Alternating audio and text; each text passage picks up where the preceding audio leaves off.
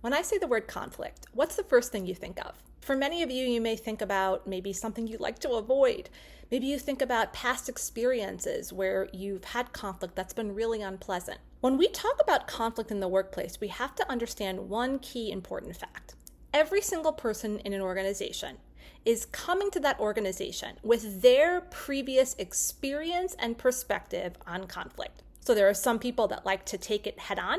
There are some people that like to avoid it completely. There are some people that think all types of conflict are bad. And this is why we have to reframe conflict specifically in the workplace. So there's plenty of research to support that some of the most high-performing teams actually allow themselves to engage in task conflict. And that task conflict can sometimes be a source of innovation, of solving problems we didn't even know we had, of creating vision and planning for the future. So task conflict is kind of when we disagree on an idea or an approach to something. It's not about me disagreeing with you as a person. It's maybe me disagreeing with a process or approach. And we work that out, and together we might actually come to the best possible solution. When we have personal conflict and it's really about getting offended or hurt, or we're not having an ability to communicate with others, that's the kind of conflict that can sometimes be really uncomfortable.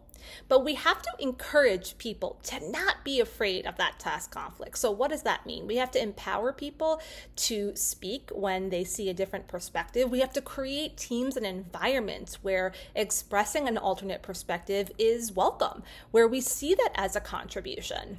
And we also have to notice when we are avoiding conflict, when we're just keeping the peace or being too nice. Avoiding conflict creates two things. The first thing is more and worse conflict. So when we avoid conflict, likely it's going to come to us down the pike anyway, and it's going to be worse conflict.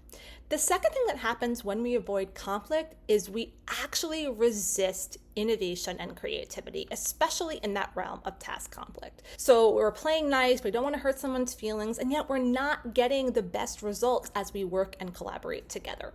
So the next time you're up against an instance where you maybe disagree about something, as long as you communicate that in a respectful way, something like, hey, that idea sounds great. I have an additional one that I think might be a little bit different, but maybe we can find some way in the middle to work together. Do you see how that's a little bit different than, hey, what do you mean we're going to do that? I want to do this, right? It's all about your approach, all about your delivery. So be open to task conflict and just be open to where it can take you.